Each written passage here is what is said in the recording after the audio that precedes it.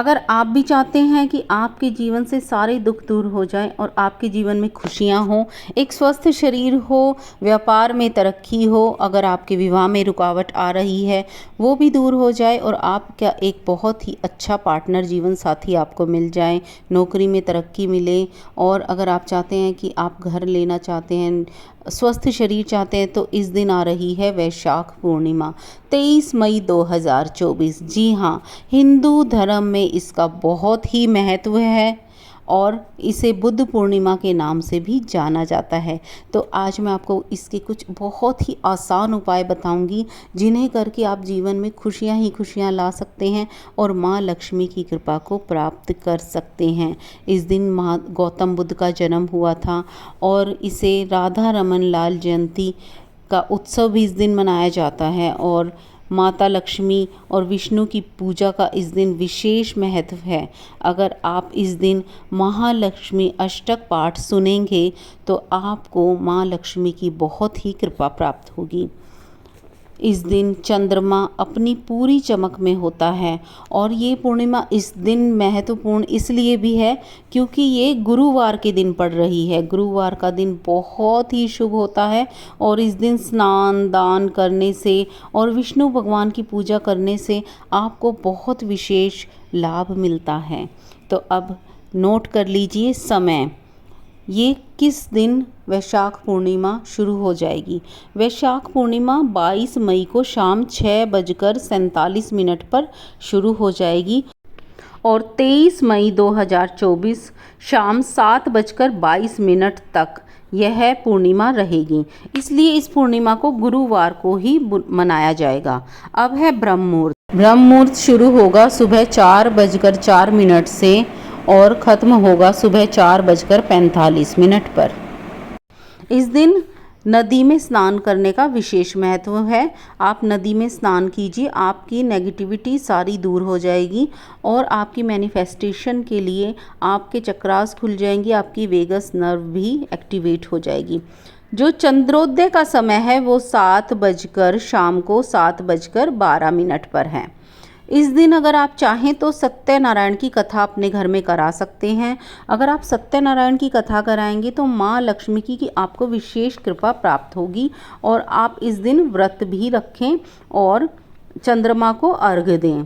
हम ये अक्सर ये होता है कि 14 में व्रत रखते हैं यानी कि 22 तारीख को, और 23 तारीख को सोचते हैं स्नान कर लेंगे नदी में, पर इस दिन आपको 14 में व्रत 22 तारीख को ना रख के 23 तारीख को ही व्रत रखना है, यानी कि 23 मई 2024 को ही आपको व्रत रखना है। इस दिन शगुन शास्त्र के अनुसार दान का विशेष फल मिलेगा, इसलिए कुछ आप जरूर दान दें। मृत्यु लोक में भद्रा का साया है, परंतु यह मान्य नहीं रहेगा क्योंकि भद्रा 6:32 पर समाप्त हो जाएगी और आप आराम से दान कर सकते हैं, स्नान कर सकते हैं। अब है उपाय। अब मैं आपको एक विशेष उपाय बताती हूँ। भगवान विष्णु की स्नान करने के बाद आपको पूजा करनी है। फिर किसी ब्राह्मण को आप घड़ा दान करें, यानी कि मटका, पानी पीने वाला मटका सुराही आप दान कर सकते हैं और ब्राह्मण को भोजन भी जरूर कराएं। इसका जो फल है वो गो दान के समान, यानी कि गाय के दान के समान आपको फल मिलेगा। इस दिन आप शक्कर और तिल का दान भी कर सकते हैं, इससे भी आपके धन धान्य में वृद्धि होगी। अब है बुद्ध पूर्णिमा। इस दिन को भगवान गौतम बुद्ध के जन्मोत्सव के रूप में भी मनाया जाता है। इस दिन आपको किसी भी काली चीज़ का दान नहीं करना, जैसे काली दाल, काले वस्त्र, काले तिल, इन्हें अशुभ माना जाता है। इनको करने से आपके राहु का दुष्प्रभाव पड़ सकता है और घर में नेगेटिविटी आना, झगड़े होना, बिना बात वाद विवाद होना, आपसी संबंध खराब होना, इस तरह की चीज़ें आपकी बढ़ जाएंगी। इस दिन हो सके तो काले या सफ़ेद वस्त्र भी ना पहने क्योंकि इनको अशुभ माना जाता है।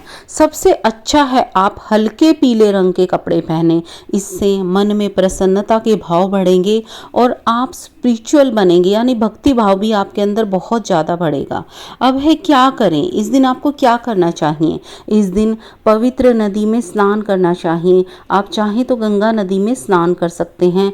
चंद्रमा को जल दें, अर्घ दें, इससे आपको बहुत हेल्थ बेनिफिट मिलेंगे।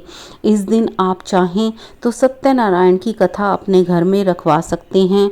ज़रूरतमंदों को दान करेंगे तो इससे आपकी तरक्की बढ़ेगी और जो विवाह में अड़चनें आ रही हैं वो भी खत्म हो जाएंगी। अब जो सबसे ज़रूर कार्य आपको करना है, महात्मा बुद्ध को ज्ञान की प्राप्ति बोधि वृक्ष के नीचे हुई थी। तो बोधि वृक्ष पीपल का पेड़ है। इस दिन पीपल के पेड़ की पूजा जरूर करें। जल में शक्कर और गुड़ डालकर अगर आप पीपल की जड़ को सींचेंगे और उसके बाद दीपक जलाएंगे तो आपको बहुत फल प्राप्त होगा। अगर आपको पितृदोष है और शनि दोष है तो इस दिन पीपल के पेड़ पे काले तिल का तेल जल में डालकर आपको पीपल के पेड़ पर जल चढ़ाना चाहिए। इससे आपको पितृदोष में तो राहत मिलेगी और शनि का प्रकोप भी आपका कम हो जाएगा। और अगर आप चाहें तो आप सुबह जल में दूध डालकर चढ़ाने से आपकी सारी मनोकामनाएं भी पूरी हो जाएंगी। तो अगर आप चाहें तो यह भी कर सकते हैं। अब सबसे आसान उपाय, अगर आप कुछ भी नहीं कर पा रहे हैं तो घर के पानी में आपको अपने स्नान के पानी में गंगा जल मिलाकर स्नान करें और फिर दान करें और रात को चंद्रमा को अर्घ दें और अपनी मनोकामना चंद्रमा से मांगे। चंद्रमा की रोशनी अपने ऊपर आने दें। अपनी विशेष वस्तुएं चंद्रमा की रोशनी में रख सकते हैं तो आपको इसका विशेष लाभ मिलेगा। राधे राधे।